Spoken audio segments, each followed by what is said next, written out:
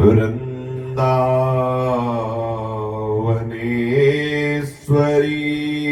तवैव पदारविन्दम्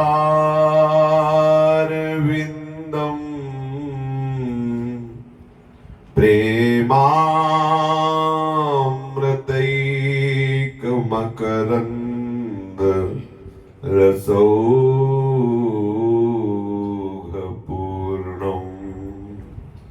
हृद्यर्पितं मधुपते स्मरतापमोग्रम्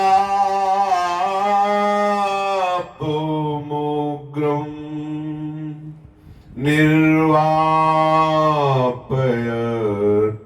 परम शीतल माश्रयामि।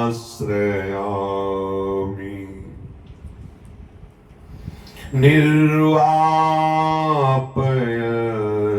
परम शीतल माश्रयामि। श्रीमद श्री वृंदावन धाम की जय। श्री वृंदावन श्री वृंदावन श्री वृंदावन श्री वृंदावन प्राण वृंदावन जीवन वृंदावन सर्वस्व वृंदावन श्री वृंदावन। श्री राधा वल्लभ लाल की जय।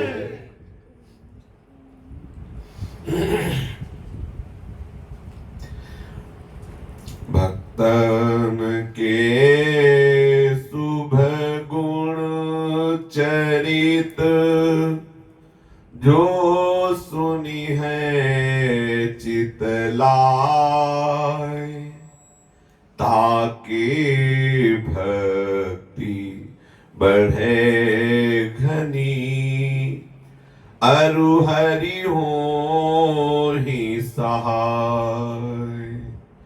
अजहू सोच विचारी के गही भक्तन पद ओट। हरि कृपालु सब पाछिली क्षमी है तेरी खोट। हरि कृपालु सब पाछिली क्षमी है तेरी खोट। बड़े आश्चर्य की बात है, प्रभु को कोई प्यार करे, कितने आश्चर्य की बात। इस भगवान की त्रिगुणात्मिका माया का त्याग करके कोई प्राण प्यारे श्री हरि से प्यार करे, कोई हरि के प्यार की मूर्ति श्री लाडली जी से प्यार करे। अहो भाग्य। मम भक्ति युक्तो भुवनम पुनाथ। किसी के हृदय में बात आवे कि मेरी प्रिया जू, मेरे लाल जू, अब उसे कुछ प्राप्त करना बाकी नहीं रहा। विश्वास मानो, बस इसी पे डूब जाओ, इसी पे दृढ़ हो जाओ। ये बहुत बड़ी बात है, बहुत बड़ी वस्तु। कोई हरि को प्यार करे।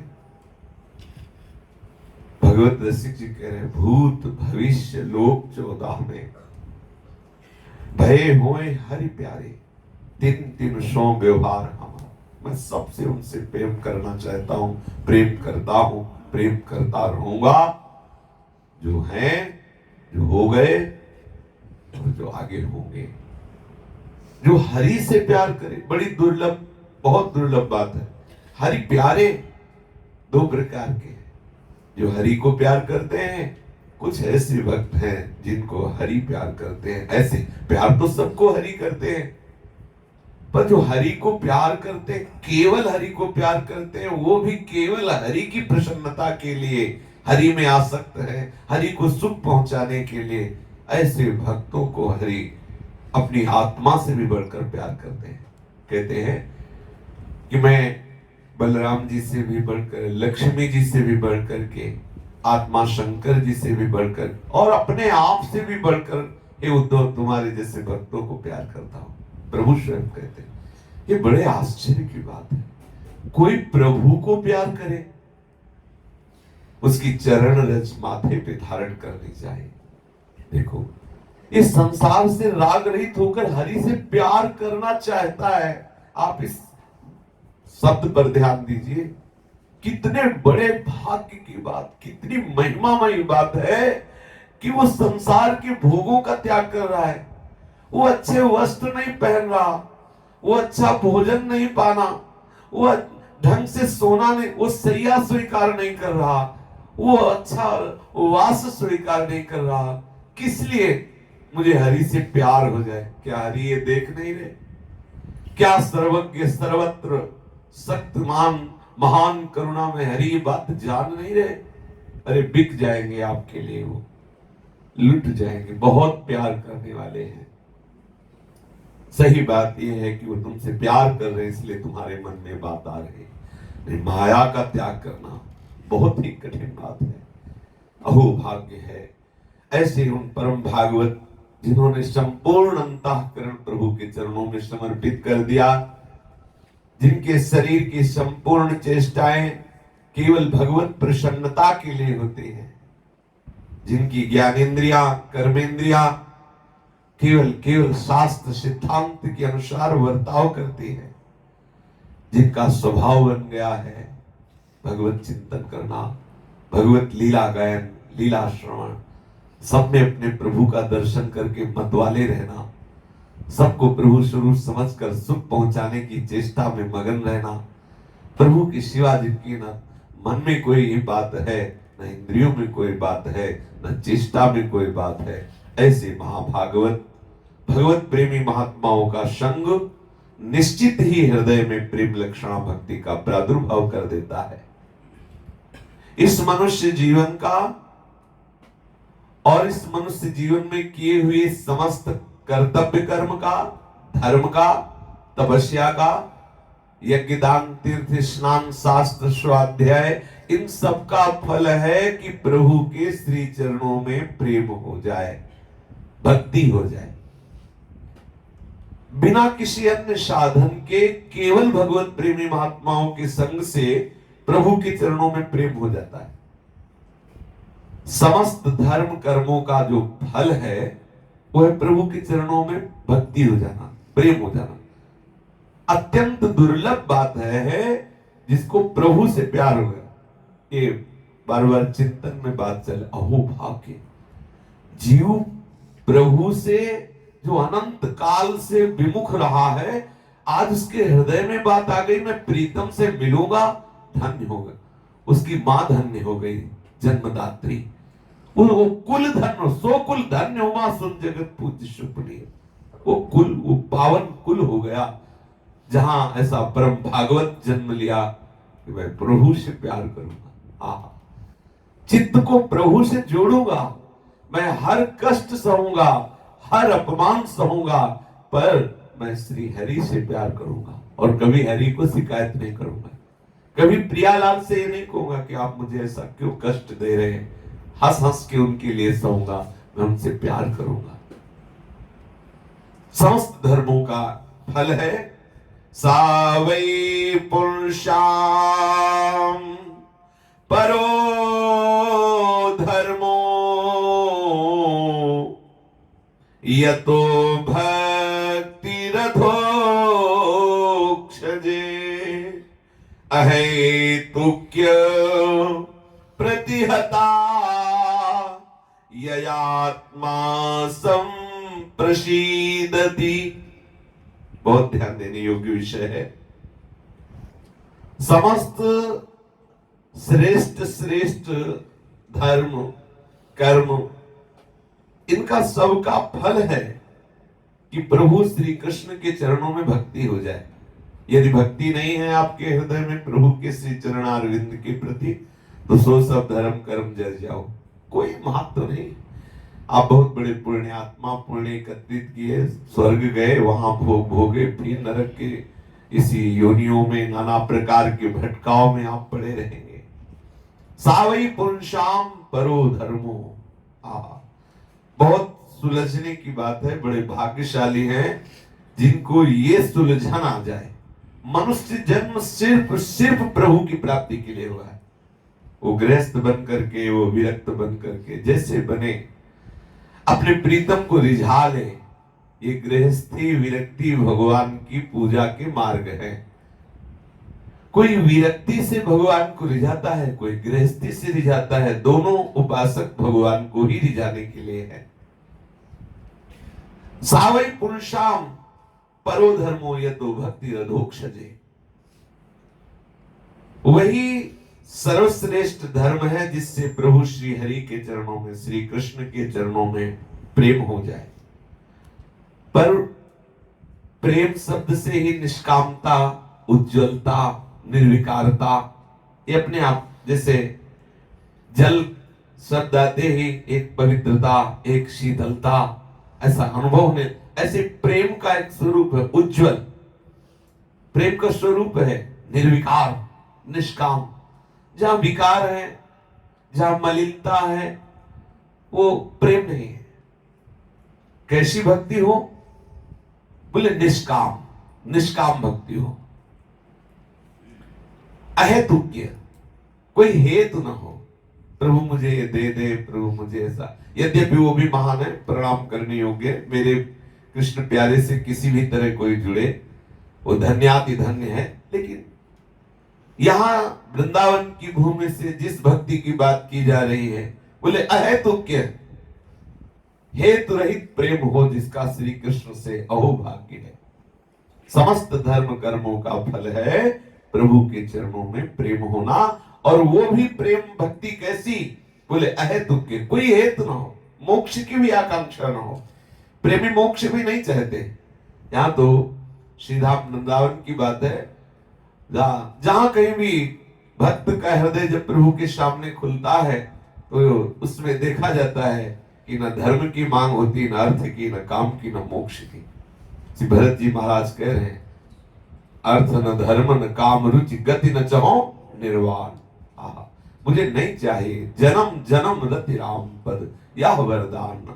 जो प्रेम मार्ग के प्रतीक हैं, वो मोक्ष की विचार है। अहेतुक्य, और कामना जहां है वहां भक्ति बाधित हो जाती है, पक्का। क्योंकि कामना पूर्ण होने के बाद शिथिलता आने लगती है। यदि कामना पूर्ण ना हो तो अश्रद्धा आने लगती है। कामना में दोष है। कामना पूर्ण होने पर शिथिलता आने लगती है, और कामना ना पूर्ण होने पर धीरे धीरे अश्रद्धा होने लगती है। क्योंकि प्रबल कामना कर ली और साधना कर रहा है, उपासना कर रहा है, कामना पूर्ण नहीं हो रही, तो एक मन में सूखापन पैदा हो, उसी को अश्रद्धा कहते हैं। मन द्रवित की जगह कठोर होने लगता है, शुष्क होने लगता है कि मैंने एक बात चाहिए, अखिल लोकों के स्वामी होते हुए इन्होंने हमें नहीं दिया। वो अंदर अंदर अंदर यहां तक कि इतनी जलन हो जाती है कि वो अपने प्रभु से ही रूठ जाता है। प्रीतिवश नहीं, कामनावश। यहां तक कि प्रभु को भी गालियां देने लगता है। ऐसा देखा, कामना की लीला करके देवर्षि नारद जी ने दिखा दिया कि भगवान को शाप तक दे दिया। और तब हरिमाया, जब हरिमाया दूर निवारी, तो तहा न रमा न राजकुमारी। लौट गए चरणों में, त्राहिमाम, मैंने क्या कर दिया। ये जहां काम है, वासना है, कामना है, तो अपूर्ण होने पर शिथिलता आ जाती है आराध्य देव के प्रति, और अपूर्णता में शुष्कता आने लगती है, नीरसता आने लगती है। धीरे धीरे अश्रद्धा भी बढ़ने के चांस है। यदि कुसंग हो जाए और धीरे धीरे फिर बहुत ही विचित्र नास्तिकता भी आ सकती है। बड़ा विचित्र है कामना का जाल। इसीलिए प्रायः संतों ने कामना का निषेध करके हरि की भक्ति करने के लिए बात कही है। समस्त शास्त्रों का, समस्त धर्म कर्मों का अनुष्ठान करते करते यदि आपके हृदय में भक्ति ना हो तो शास्त्र स्वाध्याय वो सब धर्म कर्म बेकार ही गया, ऐसा महापुरुषों का मानना है। सो सब धर्म कर्म जर जाओ। जोग कुजोग ज्ञान अज्ञानो जाने राम प्रेम प्रधानो। कैसा प्रेम हो, कैसी भक्ति हो? बोले अहेतुक्य प्रतिहता ययात्मा संप्रसीदति। जब हेतु रहित भक्ति होती तो अबाध होती है, कोई बाधा की ताकत नहीं। हमें चाहिए ही नहीं तो बाधा क्या करेगी? जहां बाधा का शब्द आता है वहां कहीं ना कहीं कुछ अपनी अनुकूलता होती है। अनुकूलता बराबर बाधा। अगर अनुकूलता की मांग नहीं तो सच्ची पूछिए बाधा है ही नहीं। मार्ग में हमें कोई गाली दे, हमें मांग ही नहीं थी कि स्तुति करे तो गाली क्यों हमें बुरा लगेगा? हमें मांग ही नहीं थी कोई अनुकूलता की तो प्रतिकूलता मुझे लगेगी ही क्यों? सुख का भोग ही नहीं किया तो दुख कैसे अनुभव में आएगा? समझ रहे ना? बाधा है ही सकामता में, निष्काम भक्ति में बाधा है ही नहीं। अहेतुक के अप्रतिहता। अगर कोई बाधा पहुंचा सकता है भक्ति में तो उसकी, जिसकी भक्ति में सकामता है। निष्काम भक्त के जीवन में बाधा अगर आएगी भी तो प्रणाम करके चली जाएगी, उसे परास्त नहीं कर सकती। जैसे 5 वर्ष का बालक प्रहलाद और बाधा का पहाड़ टूट पड़ा, हिरण्यकश्यप ही विरोध में खड़ा हो गया। क्या कर लिया? क्या कर लिया? बाधाओं ने क्या कर लिया? भक्ति को और उज्जवल कर दिया, प्रकाशित कर दिया और गहरी निष्ठा कर दी, क्योंकि अहेतुक्य हेतु रहित भक्ति है। प्रभु श्री कृष्ण के श्री चरणों में नित्य निरंतर बनी रहने वाली निष्काम भक्ति जब हृदय में स्फुरित होती है तो आनंद स्वरूप श्री कृष्ण का तत्काल अनुभव होता है और कृतकृत्यता का अनुभव करके वो हृदय बोल पड़ता है, पायो परम विश्राम। जैसे गोस्वामी जी कह रहे, पायो परम विश्राम राम समान प्रभु नाही को। केवट बोल पड़ा, बहुत काल तक जो मैंने सब किया उसका आज मुझे विधाता ने भरपूर मजूरी दे दी। अब कछुनाथ न चाही मोरे दीन दयाल अनुग्रह तो। अब कृतकृत्य भयो मैं। बोल हृदय, हृदय से। हृदय प्रमाण है, दूसरे को प्रमाण देने की जरूरत थोड़ी होती है। हृदय प्रमाण है। ये आत्मा संप्रसीदति। हेतु रहित निष्काम भक्ति, अबाध भक्ति श्री कृष्ण के चरणारविंद में जब होती है, संपूर्ण हृदय आनंद से भर जाता है। उसी समय तत्वबोध हो जाता है। ये जो तर्क से तत्वबोध होता है वो केवल बुद्धि तक रहता है। स्वरूप में जो बोध होता है, स्वरूप का जो बोध होता है, तो स्पष्ट गोस्वामी जी ने कहा है कि मम दर्शन फल परम अनुपा जीव पाओ निज सहज। ये त्रिकाल में कोई बाधा इस ज्ञान को थोड़ी नष्ट कर सकती। बहुत सूक्ष्म बात, बहुत सुंदर बात। भगवत प्रेमी महात्माओं के संग से अद्भुत प्रेम लक्षणा भक्ति का हृदय में प्रादुर्भाव होता है। प्रेम लक्षणा भक्ति का स्वरूप है अहेतुक्य, हेतु रहित, अबाध, नित्य निरंतर अनुराग वर्धन होता रहता है। प्रतिक्षण वर्धमान, नित्य निरंतर अनुराग जहां वर्धन होता है वहां बाधा है ही नहीं। और ऐसी भक्ति का प्रभाव क्या होता है? यह आत्मा संप्रसीदति। संपूर्ण हृदय आनंद से लबालब भर जाता है। और आनंद की दशा में न लाज तीन लोकन की, न वेद को कहो करे, न शंख भूत प्रेत की, न देव जक्षते डरे। सुने न कान और की दसे न और इच्छा। कुछ सुनाई नहीं देता, कोई चाह नहीं रही, न सोचती न कांक्षति। सम सर्वेषु भूतेषु मद भक्तिम लभते पराम। कैसी रसमय स्थिति, भावमय स्थिति, कैसी ब्राह्मी स्थिति का प्रादुर्भाव भक्ति से हुआ बोले ययात्मा संप्रसीदति, और ये प्रसन्नता अखंड है। ये प्रसन्नता साधन जनित नहीं है, स्वाभाविक है। ब्रह्मभूता प्रसन्न आत्मा न सोचती न कांक्षति, कोई सोच नहीं रह गई, कोई आकांक्षा, आनंद ही आनंद। जिस आनंद की खोज में हम अनंत जन्मों से विषयों में भटक रहे, क्लेश ही क्लेश, अशांति ही अशांति, दुर्वासना दुश्चिंता ही हमें जलाती रही। गुरु कृपा से जब संत संग मिला, शास्त्रों के सूत्र समझ में आए, वो युक्तियां समझ में आई जिससे हम माया पर विजय प्राप्त कर सकते हैं, तो हेतु की भक्ति की कृपा प्रसाद के द्वारा वो तत्वबोध, वो अपार प्रेम समुद्र में डूब जाता है। निश्चित समझो, यही जीवन का सार है। धर्मा स्वनिष्ठितः पुंसाम विश्वक्सेन कथासु यः नोत्पादयेत् यदि रतिम् श्रम एव ही केवलम। जब तक हमारे हृदय में प्रभु के श्री चरणारविंद में प्रीति नहीं हो रही, तो हमें कोई लाभ नहीं मिला, मतलब उसको कोई लाभ नहीं माना जाता। बड़े बड़े महापुरुष जन अगर लाभ माना है तो श्री हरि चरणारविंद में प्रीति होना, प्रियाजू के चरणों में प्रीति होना, ये लाभ है।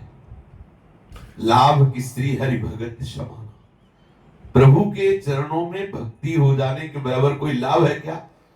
यहां कह रहे हैं कि आप जो अपने धर्म का पालन कर रहे हैं, ठीक ठीक अनुष्ठान कर रहे हैं धर्म का, तो उसका फल ये होना चाहिए कि भक्ति का प्रथम अंग है श्रवणम।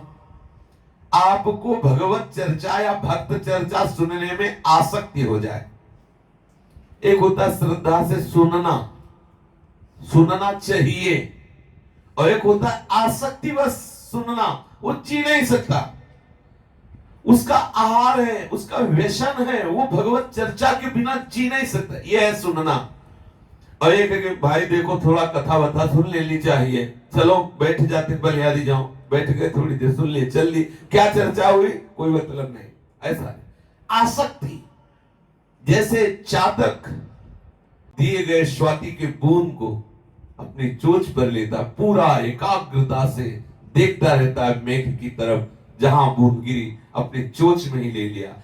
ऐसे ही जो श्रोता संपूर्णतः एकाग्र श्रवणेन्द्रिय करके और वक्ता के मुख से निकले हुए भगवत रसामृत रूपी स्वाति शब्द को अपने श्रवणेन्द्रिय रूपी चोंच में लेकर हृदय में उसे गुप्त रख करके उसका स्वाद लेता है। सच्ची बात, श्रोता सोई परम सुजान सुनत चित चित रति करे।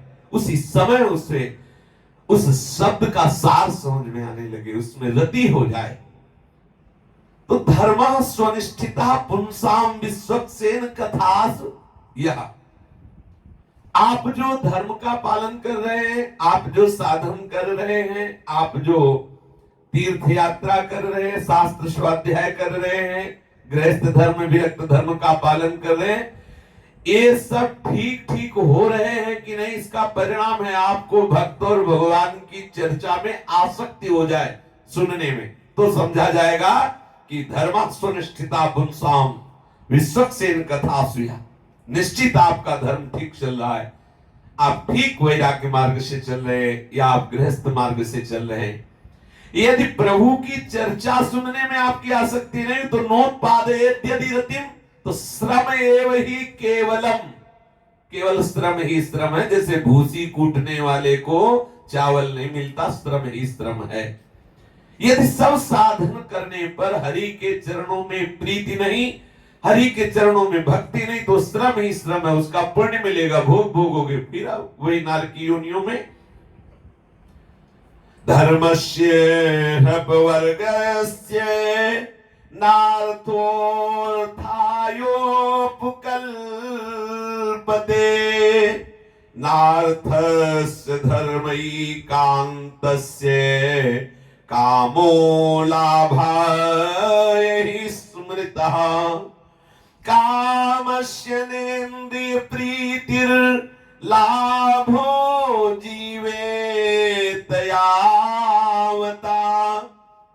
जीवस्य तत्व जिज्ञासा नार्थो यश्चेह कर्म भी वदन्ति तत्तत्व विदस्तत्वं यज्ञानमद्वयम् ब्रह्मेति परमात्मेति भगवानिति शब्दते तच्छ्रद्धधारा मुनयो ज्ञान वैराग्य युक्तया पश्यन्त्यात्मनि चात्मानं भक्त्या श्रुत गृहीतया। बहुत ध्यान देने योग्य बात है। समस्त धर्मों का फल है आपकी ये स्थिति हो जाए, शत्रु मित्र समझाने, मान ईमान अपमान सम, दुख सुख लाभ न हानि, ये स्थिति आ जाए। इसी को मोक्ष पद कहते हैं। किसी भी द्वंद्व का किसी भी तरह से आपके ऊपर प्रभाव ना होना, द्वंद्वों से निष्प्रभावित स्थिति का नाम है जीवन मुक्तता, विदेह मुक्तता, मोक्ष। समस्त साधन करते हुए आपकी ऐसी स्थिति आनी चाहिए, चाहे भक्ति पक्ष से चाहे ज्ञान पक्ष से, दोनों जगह देख लीजिए। प्रभु कहते हैं जिसके ऊपर ना निंदा का प्रभाव होता है, न स्तुति का, न मान का, न अपमान का, न लाभ का, न हानि का, न जन्म का, न मृत्यु का, वही उस परम पद पर आरूढ़ हो चुका है, वही उस कैवल्य परम पद को अनुभव कर चुका है। तो धर्म का फल है मोक्ष, धर्म का फल है मोक्ष। और वो मोक्ष किस स्थिति, किसी भी तरह का कोई द्वंद आपको विचलित ना कर सके तभी माना जाएगा। ऐसे कह दे कि हम मोक्ष है, तो उसके लिए कोई सर्टिफिकेट भी तो होनी चाहिए मोक्ष की। यही सर्टिफिकेट है, किसी भी तरह का कोई द्वंद आपको परास्त न कर पाए, आप पराभव को प्राप्त ना हो किसी भी द्वंद से। यम ही न व्यथयन्ते दे पुरुषम पुरुषर्ष, कोई भी व्यथा आपको व्यथित ना कर सके सृष्टि की, क्योंकि हर व्यथा का प्रभाव देह पर होता है, स्थूल देह, सूक्ष्म देह, कारण देह, आत्मा पर नहीं। और धर्म का फल है सुंदर ज्ञान हो जाना, ज्ञान का फल है स्वरूप का बोध हो जाना। जो स्वरूप बोध है या भगवद आसक्त है, दोनों को ये द्वंद्व नहीं सताते, क्योंकि दोनों का प्रभाव मन पे होता है और भक्त का मन प्रभु के चरणारविंद में होता है। सावई मना कृष्ण पदारविंद, तो द्वंद्व कौन अनुभव करे?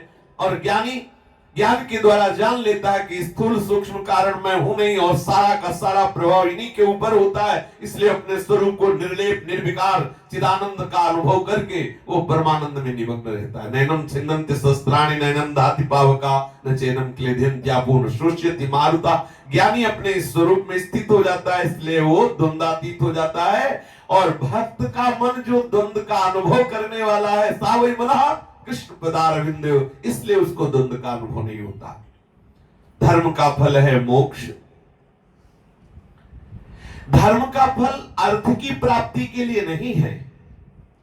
कोई धर्म कर्म करके, ठाकुर सेवा करके, तीर्थ यात्रा करके, संत महात्माओं को रिझा के अगर ये चाहता है कि मुझे खूब धन मिल जाए तो अज्ञानी है।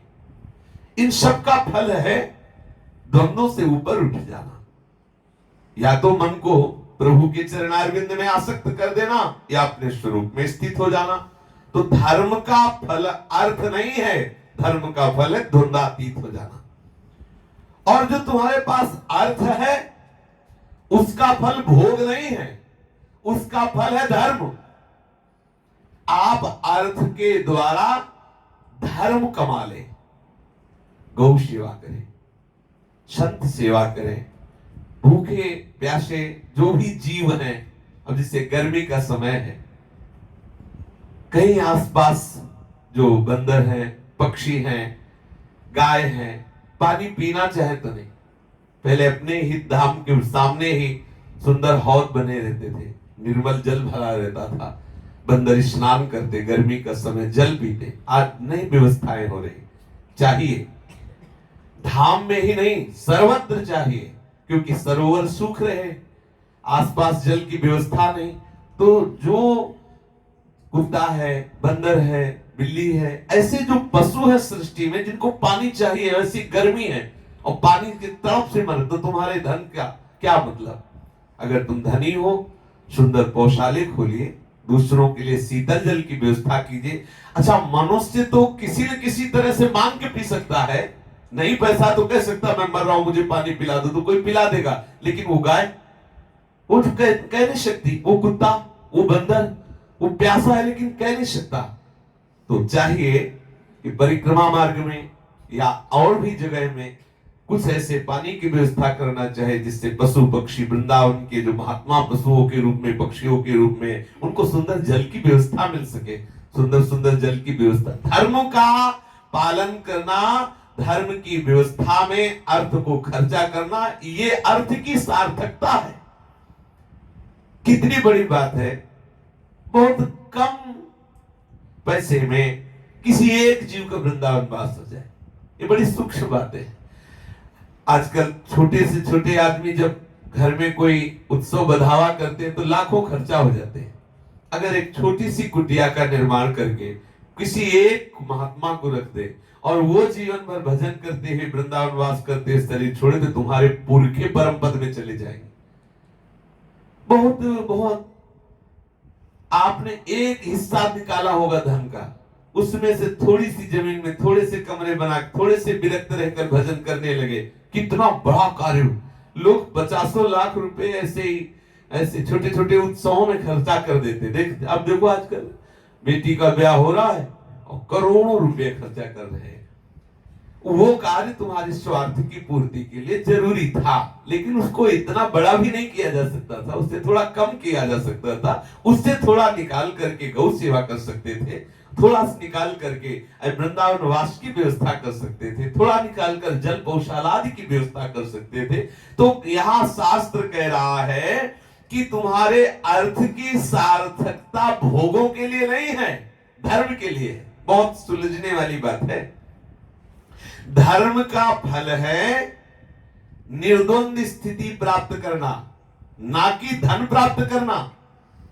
धर्म के द्वारा धन की प्राप्ति की आकांक्षा न करे, वो तो स्वभाव से ही आ जाएगा। जैसे किसी ने कभी दुख नहीं चाहा, ना चाहने पर भी दुख आ जाता है, ऐसे ना चाहो अन मांगे आगे आवेगो, ज्यों पल लागे पल को हरि भज रे, न छाड़ी मान नर्तन को मति बंछे रे, मति बंछे तिल तिल धन को, अन मांगे आगे आवे गो, ज्यो पल लागे पल को, कहे हरिदास मीच ज्यो आवे, त्यों धन है आपन को, हरि भज रे, छाणी न मान नर्तन को। इसमें एक शब्द में त्रुटि, छाणी न मान नर्तन, हाँ, छाणी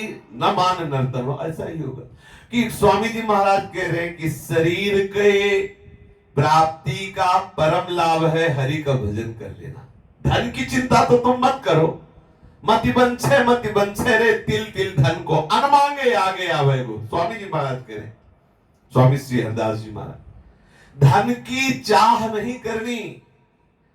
धन के लिए हमें धर्म का प्रयोग नहीं करना कि हम भजन कर रहे हैं हमें भगवान धन, वो तो अपने आप आ जाएगा। जैसे पलक बिना प्रयास के झपकने, अपने आप देखो ऐसे ऐसे हो रही, हम झपकने का प्रयास नहीं कर रहे, अपने आप पलक लग रही। बिना मांगे जैसे दुख आ रहा है, ऐसे बिना मांगे धन आ जाएगा। आप चिंता मत करो, आप धर्म का, अपने कर्तव्य का पालन करते रहो। कर्तव्य कर्म और धर्म का फल होना चाहिए निर्द्वंद स्थिति। जो आपके पास अर्थ है उसका प्रयोग होना चाहिए धर्म के लिए, ना कि भोगों के लिए। शरीर का उचित रूप से स्वास्थ्य के अनुकूल आहार विहार करना है भगवान की पूजा है। ये शरीर भी भगवान का मंदिर है। स्नान कराना, स्वस्थ रखना, उचित भोजन आदि देना, इससे लोगों के हित जनित कार्य करवाना, धर्मयुक्त कार्य करवाना, ये सब भगवत सेवा के अंतर्गत आता है। परिवार का पोषण करना, एक होता है उचित व्यवहार करना, एक होता है भोग विलासता। धन का परिणाम भोग विलासता नहीं, धन का परिणाम है धर्म का पालन करना। जो केवल भोगों में अर्थ का प्रयोग करते हैं उनकी बुद्धि मलिन हो जाती है, वो शरीराभिमानी होकर के ऐसे अपराध करने लगते हैं कि फिर वो दुर्गति को प्राप्त होते हैं। धन का अर्थ भोग विलास नहीं, धर्म का पालन करना है। और जो हम कुछ भोगते हैं उस भोग विलास का अर्थ इंद्रियों को दुलार करना नहीं है, आवश्यकता की पूर्ति करना है। हमें भोजन चाहिए इसलिए शरीर स्वस्थ रहे, शरीर इसलिए कि हम अपने कर्तव्य धर्म का पालन कर सके, तो उचित आहार रसेंद्री की विलासता के लिए नहीं। बहुत सुंदर बात है, इसे समझना चाहिए। भोग विलास का फल इंद्रियों को तृप्त करना नहीं, उनका केवल प्रयोजन है आवश्यकता के अनुसार जीवन निर्वाह करने वाली वस्तुओं का सेवन करना, और जीवन का फल है भगवत प्राप्ति करना। समझ पाए? सबका सार क्या है? भगवत प्राप्ति करना। अगर भगवत प्राप्ति नहीं हुई तो हमारे जीवन का कोई लाभ नहीं। इस मनुष्य जन्म का केवल एक परम लाभ है, जिन्हें परमात्मा कहते हैं, जिन्हें ब्रह्म कहते हैं, जिन्हें भगवान कहते हैं, ऐसे अखंड अद्वितीय सच्चिदानंद ज्ञान स्वरूप प्रेम स्वरूप प्रभु श्री कृष्ण से हमें प्यार हो जाए। कैसा प्यार हो जाए? बोले ऐसी श्रद्धा हो जाए कि भगवत चर्चा सुने बिना चैन न पड़े, ऐसा वैराग्य हो जाए कि दुनिया के सब भोग एक साथ हमारे सामने आ जाए तो भी हमारा मन ललचाए ना, और प्रतिपल जैसे हम श्वास बिना प्रयास के लेते हैं ऐसे बिना प्रयास के भगवत स्मरण होने लगे। जीवन का परम लाभ क्या? जैसे हम श्वास बिना प्रयास के लेते हैं ऐसे बिना प्रयास के भगवत स्मरण होने लगे। कितनी महामहिमामयी आनंदमयी स्थिति होती है जब बिना प्रयास के भगवत स्मरण होता है। करते करते हो जाता है, ऐसा करते रहो। अभ्यास योग युक्ते न चेतसा नाम निगामिना। आप ऐसा अभ्यास करते रहिए कि नाम छूटे ना, तो एक दिन ऐसा आएगा कि स्वतः नाम चलने लगेगा। श्वास श्वास पे नाम चल। सच्ची मानिए उस समय अद्भुत आनंद होता है जिस समय बिना प्रयास के हम जप नहीं रहे लेकिन जप हो रहा है, हम सुमिरन नहीं कर रहे लेकिन सुमिरन हो रहा है। और कोई भी भोग तुम्हारे चित्त को इतना ना क्षुब्ध कर दे कि भगवत विस्मरण हो जाए। वैराग्य की पहचान कपड़ा फेंक देना, पैसा पास न रखना, ये अन्य अन्य ये सब बाहरी बातें हैं। वैराग्य की पहचान श्री प्रियालाल के चरणारविंद के सुख के सिवा और कहीं चित्त चले ही ना। कहीं चित्त भारी से भारी शब्द स्पर्श रूप रस गंध की भोग सामग्रियां सब उपस्थित हो और हमारा मन प्रियालाल के चरणारविंद में हो। यह है वैराग्य का लाभ, यह है वैराग्य की स्थिति। समस्त भोगों के सानिध्य में भी हमारा मन प्रियालाल के चरणों में हो। ब्रह्मादिक के भोग सब विषम लागत ताई, नारायण ब्रज चंद की लगन लगी है जाए। अच्छा, जैसे हम कहते हैं हम ये वस्तु नहीं लेंगे तो उसमें महत्व है ना, महत्व बुद्धि है कि है लेने लायक लेकिन लेंगे नहीं, ये हुआ त्याग। और वैराग्य है लेकिन महत्व ही खत्म हो चुका, और उपरति है ही नहीं, वो उसकी सत्ता ही नहीं। वो महामहिमा में वैराग्य है जिसके सामने भोग सामग्री का अस्तित्व ही खत्म हो चुका है। ये होता है अखंड भगवत स्मृति से। तो जीवन का परम लाभ हो हम इसी जन्म में इसी शरीर में रहते हुए प्रियालाल के श्री चरणारविंद की प्रेम लक्षणा भक्ति को प्राप्त कर लें। वो प्राप्त होती भगवत प्रेमी महात्माओं के संग से। चलते हैं, पूर्व प्रसंग चल रहा है। राधा बाबा और भाई जी महाराज ठाकुर जी के जो कच्छप स्वरूप में विराजमान है उनके दर्शन कर रहे हैं। तो भगवान ने कूर्म अवतार धारण किया। अमृत प्राप्ति के लिए जब मंथन प्रारंभ हुआ तो जो मंदराचल धसने लगा तो भगवान ने वो कूर्म रूप धारण किया। ऐसी विशाल भगवान की पीठ थी जिसमें मंदराचल घूम रहा था। भगवान श्री हरि 4 लाख कोष वाली पीठ अपनी, कच्छप भगवान 4 लाख कोष वाली पीठ पर मंदराचल को घुमा रहे थे। जब ही मंथन प्रारंभ हुआ तो सबसे पहले हलाहल विष निकला।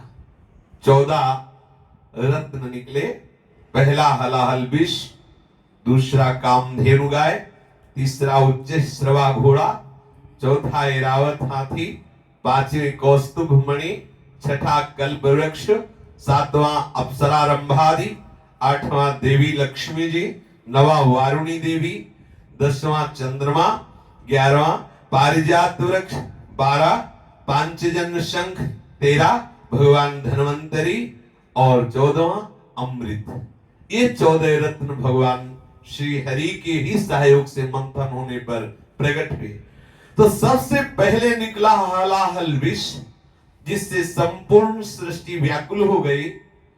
प्रभु श्री हरि का समस्त देवी देवता और दैत्यों ने ध्यान किया तो ऐसा भाव आया कि सब चलते हैं भगवान शंकर से प्रार्थना करते हैं वो इस विष को स्वीकार करें।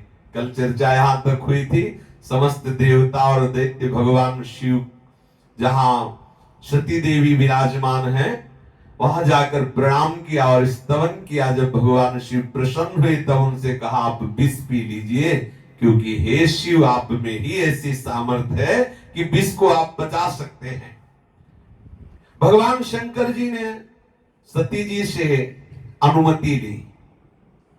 कल प्रसंग यहां तक हुआ था। सती जी ने भी भगवान शंकर से कहा कि हे विश्व के जीवन दाता, समस्त जगत जितना भी जड़ चैतन्य है ये सब आपकी शरण में है, आप इसकी रक्षा करने के लिए ये जो प्रार्थना कर रहे हैं इसे स्वीकार कर लीजिए, क्योंकि आपकी ही शक्ति से संपूर्ण संसार बचा हुआ है। नहीं तो एक बार भगवान शिव बैठे हुए थे कैलाश में और माता को एक विनोद सूझा। वो विनोद में जाके भगवान शिव के दोनों नेत्र से बंद कर लिए, खेल खेल में, क्रीड़ा में। तीसरा खुल गया, दो बंद किए तो तीसरा खुला तो आग लग गई पूरी सृष्टि में। सब देवताओं ने कहा माता आपका विनोद और यहाँ तो सब हुआ जा रहा है, जल्दी। जब वो हाथ हटाए तो दो नेत्र खुले तो तीसरा बंद हो गया। तब सब देवताओं ने सबने प्रार्थना की कि मैया इनसे खेलना भी तो बहुत बचा के, क्योंकि ऐसे विचित्र देवता। अब दो बंद किए तो तीसरा खुल गया, तीसरा खुला तो विनाश लीला शुरू हो गई। बड़े विचित्र भगवान है ये, बहुत विचित्र भगवान है। माता ने भगवान शिव से कहा कि सब आपकी शरण में है, आप इनका मंगल कीजिए। वो विष भगवान शिव ने पान कर लिया और अपने कंठ में रोक लिया। समस्त जगत का कल्याण करने वाले भगवान शंकर का वो भूषण हो गया विष, कुछ नहीं बिगाड़ पाया। और शोभा भगवान का एक और नाम पड़ गया, नीलकंठ। परोपकारी सज्जन संतजन दूसरे का दुख डालने के लिए स्वयं दुख झेल लेते हैं, स्वयं महान से महान कष्ट सह जाते हैं। यही संतों की साधुता है, यही संतों की महानता है कि सामने वाला समझ भी न पावे कि ये उसका दुख है और उस दुख को सहकर मुस्कुराकर उसको आनंद प्रदान करते हैं। देवादिदेव भगवान शंकर सबकी कामना पूर्ण करने वाले हैं और बहुत विचित्र देवता, ऐसे देवता तो देखने को नहीं मिलेंगे, दूसरे है ही नहीं। इनको इतना भी होश नहीं रहता कि हमारे ऊपर विपत्ति तो नहीं आ जाएगी, वरदान दे देते। एक आता है भागवत में प्रसंग आता है, एक शकुनी का पुत्र वृकासुर देवर्षि नारद से मिला और बोले महाराज ऐसा कोई भगवान बताओ जो झट्टे ही प्रसन्न हो जाता हो। बोले है आशुतोष बहुत शीघ्र प्रसन्न होने वाले महादेव। बोले पूजा का विधान, बोले जैसे भी करो वैसे राजी है, उनके लिए कोई विधान विशेष नहीं है। अगर एक चुल्लू जले चढ़ा दो उसमें प्रसन्न हो गए, धतूर का फल रख दो तो प्रसन्न हो गए, कुछ नहीं है तो शिव शिव हर हर बोल दो उतने में ही प्रसन्न हो गए, बहुत शीघ्र प्रसन्न होने वाले। और नारद जी की बात सुन करके गया तो वो आराधना प्रारंभ की, लेकिन उसे शीघ्र प्रसन्न करना था तो उसने सोचा कि जब जल और फल आदि में संतुष्ट हो जाते हैं तो मुझे इतनी शीघ्रता से उनका आशीर्वाद चाहिए। तो वो अपना मांस नोच करके और अग्नि में डालने लगा। भगवान शिव प्रकट हो गए, कहा भाई क्यों ऐसा आप करते हो, क्या चाहिए? तो शिव प्रकट हुए थे शक्ति के सहित, अर्थात माता जी के सहित। और हर समय माता नवकिशोरी स्वरूप से रहती है, त्रिपुर सुंदरी है, भगवती है। तो इसने कहा कि महाराज हम जिसके ऊपर हाथ रख दे वो भस्म हो जाए, ऐसा हमें आशीर्वाद दे दो।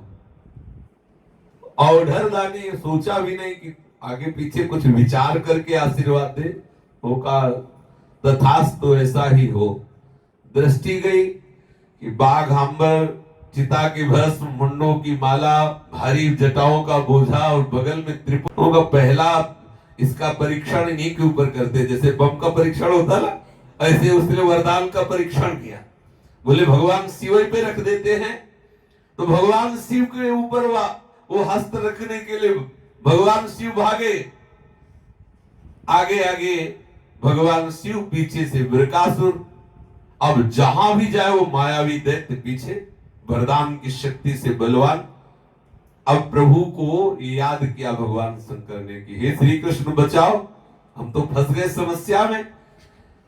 भगवान श्री कृष्ण तत्काल एक ब्रह्मचारी का रूप धारण किया, बड़े तेजस्वी ब्रह्मचारी का रूप। और किसी का मन आकर्षित करना हो तो मृदु भाषा से मुस्कुरा के बोलो तो प्रभाव पड़ता है।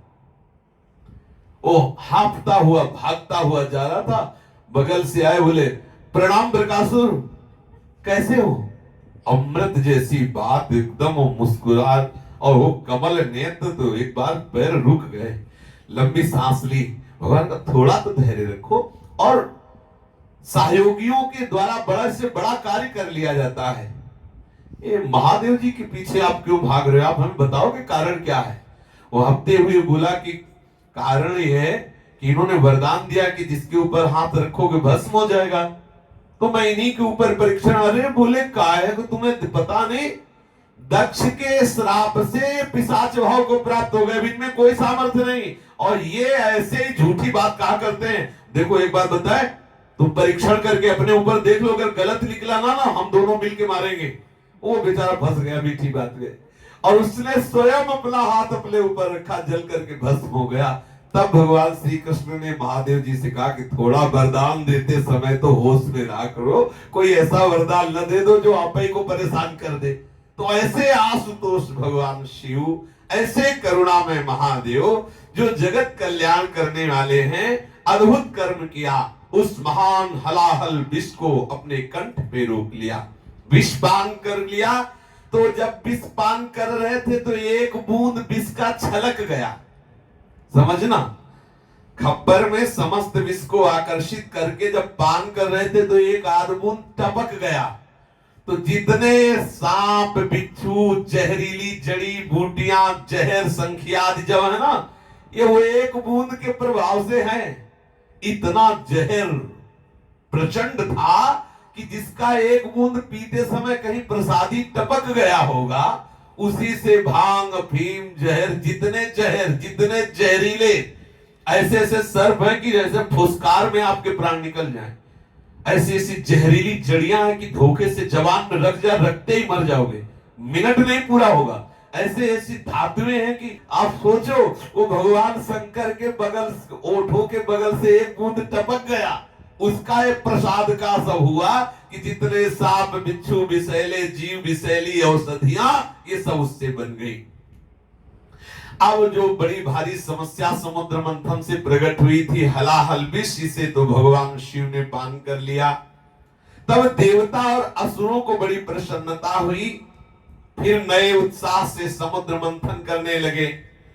अब समुद्र मंथन करने के आवेश में सब देवता देते बड़े भाव से लगे थे। इतने में देखा कि कामधेनु जी प्रकट हो गए। कामधेनु ये अग्निहोत्र की सामग्री उत्पन्न करने वाली है, और जो भी कामना की जाए, जो भी कामना, इन्हीं की पुत्री है नंदिनी, जो वशिष्ठ जी के आश्रम में रहती थी। कामधेनु की पुत्री नंदिनी, जो वशिष्ठ जी के आश्रम में ही ये जो अष्टवसु हैं, इनको साप हुआ था, तभी ये गंगा के पुत्र के रूप में अवतरित हुए थे। कामधेनु में इतनी सामर्थ्य है कि जो भी संकल्प किया जाए, जो भी चाह की जाए, तत्काल उसी समय। ये जमदग्नि जी के पास कुछ समय तक कामधेनु जी विराजमान रहे, फिर कुछ समय के लिए जबरदस्ती छीन रहा था शास्त्राबाहु अर्जुन। कामधेनु की पुत्री जो नंदिनी जी है, विश्वामित्र जी का स्वागत इसी नंदिनी से किया, क्योंकि कामधेनु स्वरूपा ही है, तो कामधेनु उनको भी कहा गया। तभी तो विश्वामित्र जी को लगा कि ऐसी तो गाय हमारे आश्रम में होनी चाहिए। ऐसे ही लगा इनको शास्त्राभाव अर्जुन को कि ऐसी व्यवस्था तो हमारे पास होनी चाहिए।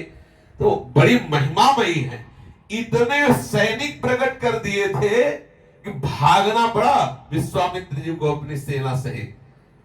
भारी तपस्या करके उन्होंने फिर कहा कि मैं वशिष्ठ जी को जवाब दूंगा। वशिष्ठ जी से केवल इतना पूछा था कामधेनु, आप चाहते हो कि मैं इनके साथ चली जाऊं? यदि नहीं तो हम समर्थ हैं, हम अपनी रक्षा कर लेंगे। तो योनि द्वार से शास्त्रों म्लेच्छों का प्रादुर्भाव हो गया, भयंकर क्रूर कर्मा, और ऐसा ही युद्ध किया, सब भाग पड़े। मतलब कामधेनु बहुत सामर्थ्य में समस्त कामनाओं को पूर्ण करने वाली प्रकट हुई, जो ऋषियों के लिए बहुत सहयोगी, अग्निहोत्र की सामग्री उत्पन्न करने वाली थी। इसलिए भगवान ने पहले ही कह दिया था देवताओं से कि जब तक हम इशारा ना करें तब तक किसी वस्तु को स्वीकार मत करना। प्रभु ने कहा कि ये कामधेनु ब्रह्मलोक में विराजमान होगी, और जब जैसा आदेश होगा जहां वहां ये जाया करेंगी। तो कामधेनु को ब्रह्मलोक तक पहुंचाने वाले यज्ञ आदि की पवित्र दूध आदि अग्निहोत्र आदि के लिए ब्रह्मवादी ऋषियों को सौंप दिया गया। सदैव कामधेनु ब्रह्म ऋषियों के पास रहती। प्रधान वास कामधेनु का ब्रह्मलोक है। ब्रह्मलोक का स्वरूप है जो ब्रह्म में स्थित ब्रह्म ऋषि हैं, उनकी समीपता। और सही बात पूछो, ब्रह्म विद्या ही कामधेनु है। जो चाहो, जैसे चाहो, जहां चाहो, परमानंद की स्थिति में मगन कर देने वाली, अविद्या का नाश कर देने वाली कामधेनु है ब्रह्म विद्या। अलग अलग भावों से कामधेनु का अनुभव किया गया। जो प्रभु के श्री चरणारविंद का चिंतन करते हैं, ये चिंतन उनके लिए कामधेनु हो जाता है। जो प्रभु के चरणों में प्रणाम करते हैं, वो प्रणाम उनके लिए कामधेनु हो जाता है। जो प्रभु के चरणारविंद का आश्रय लेने वाले भक्तों का आश्रय लेते, तो भक्त उनके लिए कामधेनु हो जाता है। कामधेनु का वास्तविक स्वरूप है आश्रय दाता श्री हरि के श्री चरणारविंद का आश्रय। आश्रय दाता श्री हरि के चरणारविंद की ही समस्त शक्तियों का एक संचित स्वरूप कामधेनु जी है। हर वस्तु प्राप्त हो वो कामधेनु। ओ यो ब्रह्मरुद्र शुक नारद भीष्म मुख्यैरालक्षितो न सहसा पुरुषस्य तस्य सद्यो वशीकरण चूर्ण मनंत शक्तिम तम राधिका चरण रेणु मनुस्मरामि। हमारे लिए कामधेनु वृंदावन की रज है। इस रज से जो चाहो प्राप्त हो जाए। श्री जी के चरणारविंद हमारे लिए कामधेनु है। हाँ, भावोत्सव भजता हूं रस कामधेनु, श्री जी के चरणारविंद कामधेनु। श्री कृष्ण के चरणारविंद कामधेनु है। भक्तों के चरणारविंद कामधेनु है। प्रभु का नाम कामधेनु है। मतलब कामधेनु एक गाय ही नहीं है, उसको समझना है। अगर हम केवल गाय रूप देखते हैं तो एक सीमित देख रहे हैं, और असीम कामधेनु का स्वरूप है। प्रभु का नाम, प्रभु का रूप, प्रभु की लीला, प्रभु का धाम। यही ब्रह्म ऋषियों के समीप रहने का तात्पर्य है। प्रभु के चरणों का आश्रय, प्रभु का चिंतन, प्रभु का नाम रूप लीला गायन ध्यान, ये सब ब्रह्म ऋषियों के पास रहता है। यही वास्तविक कामधेनु वो आपके पास है, अभी है। जो चाहो, जो इच्छा करी हो मन माही, हरि प्रसाद कछ दुर्लभ नहीं। हरि आश्रित हो, हरि शरणम हो, हरि चिंतन में हो, आपके समीप कामधेनु है। प्रणत कामदम पद्मजार्चितम। शरणागतों के लिए कल्प तरु है, कामधेनु है श्री हरि के चरणारविंद। वैसे जो समुद्र मंथन से कामधेनु प्रकट हुई, वो ब्रह्म ऋषियों को दी गई, क्योंकि पवित्र दूध, पवित्र अग्निहोत्र आदि तो उसे ब्रह्म ऋषियों ने ग्रहण किया।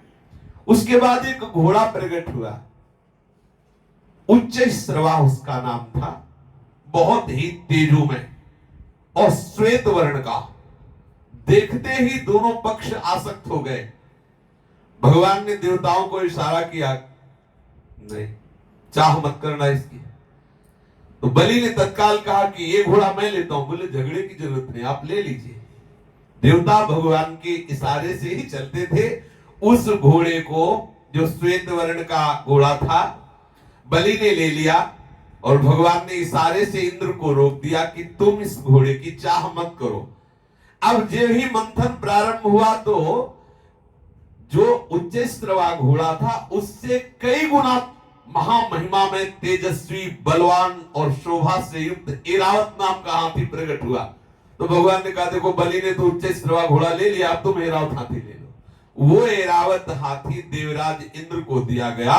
बड़े बड़े 4 दांत है, उज्जवल वर्ण, श्वेत वर्ण का, मानो साक्षात कैलाश पर्वत उदय हो गया, ऐसा विशाल ऐरावत त्रिभुवनपति देवराज इंद्र इस पर विराजते हैं। अब इसके बाद कौस्तुभ मणि प्रकट हुई तो देवता और दैत्य दोनों ललचाए। तो भगवान ने कहा अरे भाई थोड़ी तो बात समझो, तुमने घोड़ा ले लिया, तुमने हाथी ले लिया, तो मणि हमें ले दो। कौस्तुभ नामक जो महामणि समुद्र से निकली, प्रभु ने दोनों को संबोधन करके कि भाई तुम आपस में अब इधर ललचाओ मत, ये हम धारण कर लेते हैं। तो सबको तसल्ली हुई कि भाई अजी तो भगवान भी मेहनत तो कर रहे हैं साथ हमारे, ये मणि था। भगवान ने कौस्तुभ मणि को धारण किया। इसके बाद कल्प वृक्ष प्रकट हुआ।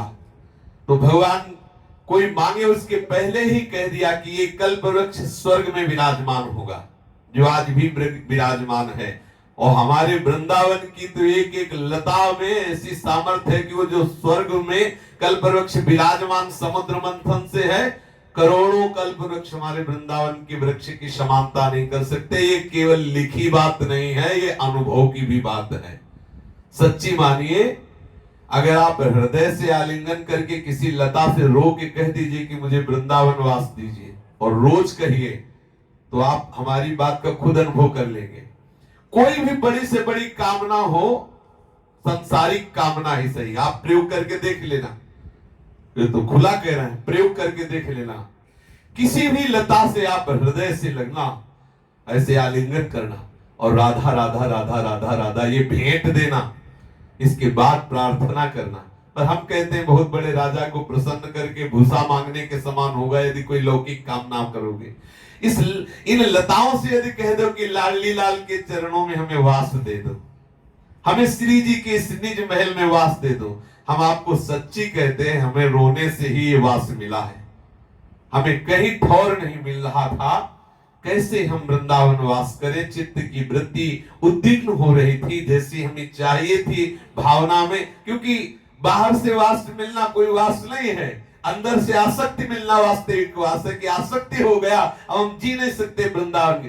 तो जो रास मंडल पे बट वृक्ष है ना, हमें उस समय पता नहीं था, क्योंकि उस समय राधा वल्लभी नहीं हुए थे, तो लिपट कर रोए थे। सुना था महिमा वृंदावन की लता की, तो रोए थे कि हमें वृंदावन वास दे दो। वो उस वट वृक्ष की कृपा से, सेवक जी महाराज की कृपा से, वृंदावन की लता की कृपा से मुझे वृंदावन वास मिला। सच्ची कहते हैं करोड़ कल्पतरु को हे कर देने वाली वृंदावन की लताएं बहुत प्यार करती है। लताएं, आप इनको वृक्ष मत समझिए, आप इन्हें प्यार करके देखिए। आप रोज इनसे हृदय से ऐसे मिलिए, तो जैसे किसी बहुत बड़े सिद्ध प्रेमी का आलिंगन करने से जो आपको लाभ मिलेगा, उससे कई गुना बढ़ के लाभ मिलेगा।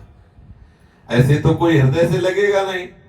कौन महात्मा हृदय से लगेगा कि भाई आओ, तो ऐसे सहज में ये सब महात्माओं के महात्मा है। जितनी लताएं हैं, चाहे वो नीम का पेड़ हो, चाहे किसी भी वृक्ष, ये सब प्रियाजू के निज जन है। जरूर जरूर ऐसा करो, एक बार हृदय से लगाओ इनको राधा नाम सुनाओ, इनको प्रियालाल का यश सुनाओ। जो पद है चतुराशी जी के, 42 लीला के, श्री केलीमाल जी के महारसमय पद, इन लताओं को सुनाओ। तो समुद्र मंथन से कल्पतरु प्रकट हुआ। भगवान ने पहले ही निश्चित कर दिया ये कल्पतरु स्वर्ग में विराजमान होगा।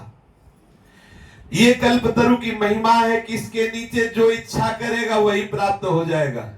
गड़बड़ भी है, अपने लोग तो फंसी जाएं। कल्पतरु के नीचे एक महिमा है कि जो इच्छा करोगे वही। हमें ऐसा कल्पतरु चाहिए कि हम अपनी इच्छाएं पेश करें और वो जांच करे कि इसमें हित है कि अहित, अहित हो तो ना दे, ऐसा कल्पतरु चाहिए। ये ऐसा कल्पतरु वृंदावन की लताएं हैं। लेकिन जो स्वर्ग का कल्पतरु है, वो स्वर्ग के कल्पतरु के नीचे संत जन उसके एक विनोद की बात कहते हैं कि एक आदमी गया, उसको पता था नहीं कि कल्पतरु है, तो बढ़िया शीतल छाया देखी, बोला आहा बहुत थके थे, तो उन्होंने कहा कि यदि बढ़िया सुंदर भोजन मिल जाता। बड़े वो कल्पतरु है, सुंदर भोजन आ गया। भोजन पाया, बोले बढ़िया शीतल जल मिल जाता, बढ़िया शीतल जल आ गया। बोले अगर सुंदर सैया होती तो क्या आनंद, सुंदर सैया लग गई, अब उनमें लेट गए। बोले अगर शेर आ गया और खा गया तो शेर आ गया खा गया। अब तो कल्पतरु है, ऐसे कल्पतरु से भैया हमें क्या मतलब। पर जब कल्पतरु प्रकट हुआ तो भगवान ने उससे स्वर्ग लोक में विराजमान करने की बात कही, जो याचकों की इच्छा, उनकी इच्छित वस्तु देकर उसे पूर्ण करता है। तत्पश्चात फिर मंथन प्रारंभ हुआ। अब की बार अप्सरा प्रकट हुई। जब अप्सरा प्रकट हुई तो भगवान ने कहा कि भाई ये अप्सराएं देवराज इंद्र की सभा की शोभा बढ़ाने वाली होंगी। सुंदर वस्त्रों से सुसज्जित, गले में स्वर्ण के हार पहने हुए, मनोहर चाल, विलास भरी चितवन। भगवान ने निश्चित कर दिया कि ये देवराज इंद्र की सभा को शोभा पहुंचाने वाली, नृत्य गान आदि के द्वारा जो बड़े बड़े लोकपाल हैं, देवराज हैं, इनको सुख पहुंचाएंगे।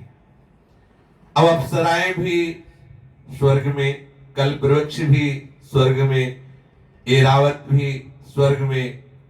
अभी दैत्यों को एक ही प्राप्त हुआ था, उच्च स्त्रवा घोड़ा, कौस्तुभ मणि निकली तो ठाकुर जी ने ले लिया। इसके बाद एक महान तेज स्वरूप प्रकाशित हुआ। उसी तेज में देखा अत्यंत सुंदर नौ किशोरी श्री लक्ष्मी जी प्रकट हुई। लक्ष्मी जी का अद्भुत सौंदर्य, लेकिन हमारी श्री जी के सौंदर्य की समानता की बात जाने दो। हमारी श्री जी की सखियों की सौंदर्य की भी समानता नहीं है। लक्ष्मी कोटि विलक्ष लक्षण लसन लीला किशोरी सतई राराध्यम ब्रजमंडलेति मधुरम राधा विधानम पर। करोड़ लक्ष्मियां मूर्छित हो जाए, ऐसी श्री जी की सखियां है रस भरी। ललिता जी मुस्कुरा दे तो करोड़ लक्ष्मियों को होश उड़ जाए, ऐसी है श्री जी की। और श्री जी मुस्कुरा दे तो लक्ष्मीपति बेहोश हो जाए, नहीं होता है। बेड़ु कराली पतिता स्खलितम शिखंडम भ्रष्टम च पीतवसनम ब्रजरासुम। लालन मिस आतुर पिपरसत वरु नाभिवरजात, और अद्भुत छटा बिलो की अवनि पर विधिकित वेपत गाथ। अब लक्ष्मी जी का ऐसा सौंदर्य की जो देखे वही। कौन है ऐसा जो लक्ष्मी जी को न चाहे? ये बावरे भगत ही लोग ऐसे हैं जो हरि आशिक है, वही नहीं चाहते। जो वास्तविक हरि आशिक है, जो केवल हरि रूप में आसक्त है, वो माया के विलास को, रमा विलास राम अनुरागी तजत बमन जिम जन बड़भागी।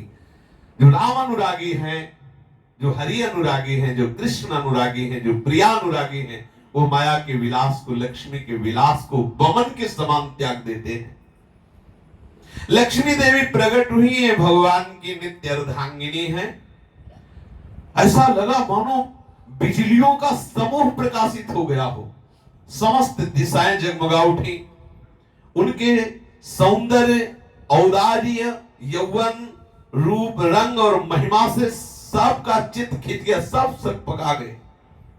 ऐसा सौंदर्य लक्ष्मी जी का, देवता, असुर, मनुष्य सभी एक साथ चाह कर बैठे कि लक्ष्मी जी हमें मिले। स्वयं इंद्र अपने हाथों से बैठने के लिए विचित्र आसन लगाया। समस्त नदियां मूर्तिमान होकर प्रकट हो गई, गंगा यमुना आदि, और अभिषेक के लिए सोने के घड़ों में भर भर कर पवित्र जल लेकर आ गई। पृथ्वी ने सुंदर सुंदर सुगंधित दिव्य औषधियां, गौओं ने पंचगव्य, बसंत ऋतु ने चैत्र वैशाख में होने वाले सब फूल फल उपस्थित कर दिए। इन सामग्रियों से ब्रह्म ऋषियों ने विधि पूर्वक लक्ष्मी जी का अभिषेक किया। गंधर्वों ने मंगलमय संगीत की तान छेड़ दी, नर्तकियां नृत्य करने लगी, और बादल सदेह होकर मृदंग, डमरू, ढोल, नगारे, नरसिंहे, शंख, वेणु, बीणा ये बड़े जोर से बजाने लगे। मूर्तिमान होकर बादल। भगवती लक्ष्मी देवी हाथ में कमल लेकर सिंहासन पर विराजमान हुई। दिग्गजों ने जल से भरे कलशों से लक्ष्मी जी का अभिषेक किया। उस समय ब्राह्मण वेदोक्त मंत्रों के द्वारा सूक्त का पाठ करते, श्री सूक्त का पाठ करते, वेदोक्त मंत्रों का उच्चारण करते। समुद्र साक्षात प्रकट होकर रेशमी वस्त्र लक्ष्मी जी को दिया। वरुण जी प्रकट होकर वैजंती माला धारण कराई, जिसकी मधुमय सुगंध से भोरे मत वाले हो रहे थे। प्रजापति विश्वकर्मा ने भांति भांति के आभूषण गहने, सरस्वती जी ने मोतियों की माला, ब्रह्मा जी ने कमल, नाग ने 2 कुंडल समर्पित किए। इसके बाद लक्ष्मी जी ब्राह्मणों के स्वस्त्यन पाठ कर चुकने पर हाथ में कमल की माला लेकर उसे सर्वगुण संपन्न पुरुष के गले में डालने चली। माला के आसपास ऐसी सौरभ थी कि सुगंध से मतवाले होकर भोरे गुंजार कर रहे थे। उस समय लक्ष्मी जी के मुख की शोभा वर्णनीय हो रही थी। सुंदर कपोलों पर कुंडल लटक रहे थे। लक्ष्मी जी कुछ लज्जा के साथ मंद मंद मुस्कुरा रही थी। बहुत ही कृष्णकटी विशालोक्षाय स्थल, चंदन केसर का लेप लगा हुआ। जब लक्ष्मी जी चलती थी तो उनके पायजेब बड़ी मधुर झनकार कर रहे थे। सब के सब मोहित हो रहे थे। लक्ष्मी जी चल रही थी तो ऐसा लगता था सोने की लता इधर उधर झूम रही हो। अब लक्ष्मी जी चाहती थी कि कोई निर्दोष वर मिले जिसका मैं वरण कर लूं, समस्त गुणों से युक्त हो, दोष रहित हो और अविनाशी हो, उसको मैं अपना पति बनाऊं। लक्ष्मी जी ने गंधर्व, यक्ष, असुर, सिद्ध, चारण, देवता सबको देखा, लेकिन जैसा लक्ष्मी जी चाहती थी वैसा कोई दिखाई नहीं दिया। मन ही मन सोचने लगे कि भाई बहुत महिमा में गुणवान तपस्वी जन होते हैं, बड़े पवित्र होते हैं, बड़ी महिमा है, लेकिन ये तो तपस्वी है और तपस्वियों की नाक में गुस्सा होता है। ऐसे तपस्वियों का वर्ण करके क्या करें? लक्ष्मी जी ने तपस्वियों का वर्ण करना ठीक नहीं समझा, क्योंकि लक्ष्मी जी ने तपस्वी में क्रोध रूपी दोष देखा कि भारी से भारी कष्ट सह सकते हैं लेकिन क्रोध पर विजय प्राप्त नहीं कर पाए। होता है, बड़े बड़े तपस्वी जो होते हैं ना, तो एक तपस्या की ऊर्जा शक्ति होती है जिसमें अच्छा तो जा, अरे जा, श्राप दे दिया। छोटे से छोटे अपराध में भी बड़ा भयंकर से भयंकर दंड देने की उनके अंदर भावना आ जाती है। कोई तपस्वी तो है परंतु ये फिर ज्ञानियों पर दृष्टि डाली। ये ज्ञानी तो है लेकिन पूरे अनासक्त नहीं हुए। दूल्हा तो चाहिए, अनासक्त दूल्हा चाहिए। ऐसी कोई दुल्हन नहीं होगी जो ऐसा चाहे। लक्ष्मी जी चाहती है कि हमें दूल्हा तो मिले लेकिन अनासक्त मिले। ज्ञानी जनों की तरफ देखा कि ज्ञान तो है लेकिन पूरे अनासक्त नहीं है। कोई कोई बहुत बड़े व महत्व महिमा से युक्त है परंतु अंदर काम पर विजय प्राप्त नहीं कर पाए, इसलिए बहुत महिमा में है, लोक में बड़ा यश है लेकिन वो काम विजेता नहीं। किसी के पास बहुत ऐश्वर्य है परंतु वो ऐश्वर्य किस काम का जब वो खुद दूसरे के आश्रित हो जाते हैं। हमें ऐसा चाहिए ऐश्वर्यवान जो किसी और का आश्रय न ले। हमें ऐसा महिमा वाला चाहिए जिसको काम परास्त न कर सके। हमको ऐसा तपस्वी चाहिए जो क्रोध से युक्त न हो। हमें ऐसा दूल्हा चाहिए जो हमसे भी अनासक्त हो। ये कोई बहुत बहुत बड़े धर्मात्मा है, धर्माचरण करते हैं परंतु वो समस्त प्राणियों से पूरा का पूरा हेतु रहित प्रेम का बर्ताव नहीं करते। ऐसे तो सिर्फ श्री हरि ही है, जैसी लक्ष्मी जी की मांग है, सर्वभूत हिते रता, या हरि के रूप में डूबे हुए प्रेमी जन। कोई त्यागी तो बहुत है लेकिन त्याग से काम थोड़ी चलता है। केवल त्याग ही मोक्ष का कारण तो नहीं है, तो ऐसे त्यागी वैरागियों से भी क्या। कोई कोई वैराग्यवान तो बहुत है परंतु वो काल के पंजे से बाहर नहीं हो पाए, तो ऐसे वैराग्य से क्या। कुछ महात्मा जन ऐसे भी दिखाई दे रहे हैं जिनमें बिल्कुल विषयासक्ति नहीं है परंतु अद्वैत समाधि में डूब गए तो उन्हें दूल्हा बनाने से भी क्या, जो अहम ब्रह्म में डूब ही गए हैं तो उनको दूल्हा बनाओ चाहे गुरु बनाओ चाहे मतलब नहीं, वो तो अपने अद्वैत निष्ठा, जहां बिल्कुल द्वैत की गंध नहीं, अपने स्वरूप में स्थित हो चुके हैं। कोई कोई ऋषि मुनि ऐसे हैं कि आयु तो बहुत लंबी प्राप्त कर ली है परंतु उनका शील ठीक नहीं है, उनका शील स्वभाव मेरे अनुकूल नहीं है, मेरे योग्य नहीं है। किन्हीं का शील स्वभाव मंगलमय है परंतु उनकी आयु का ठिकाना नहीं, कब पधार जाए, तो ऐसे दूल्हा का क्या।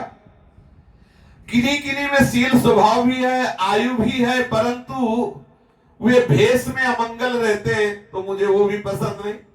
शील स्वभाव बढ़िया हो, मंगल भवन हो, देखने में हो कि चित्त चुरा जाए, अविनाशी हो, सबका मंगल चाहने वाले हो, मेरे से कभी आसक्त ना हो, बड़ा विचित्र लक्ष्मी जी की मांग है। अब जब ये बातें सब देखी तो रह गए श्री हरि। जब हरि की तरफ देखा तो सब बातें उनमें दिखाई दी जो लक्ष्मी जी चाहती थी। परंतु अब एक समस्या कि हरि नहीं चाहते थे लक्ष्मी जी को।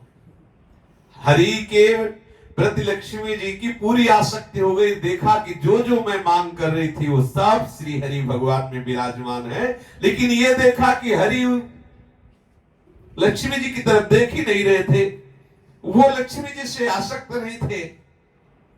कांक्षते न कांक्षते ही मां, उनको मेरी चाह नहीं है।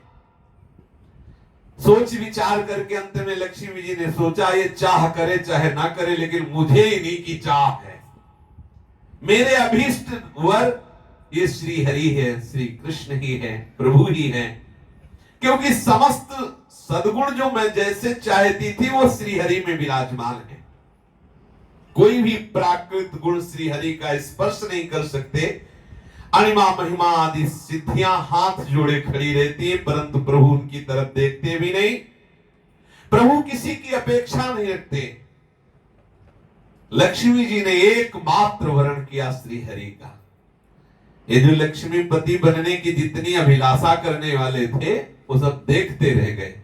देखो अगर लक्ष्मी चाहिए तो मां बना के लक्ष्मीपति बनने की कोशिश मत करो, नहीं तो नष्ट हो जाओगे।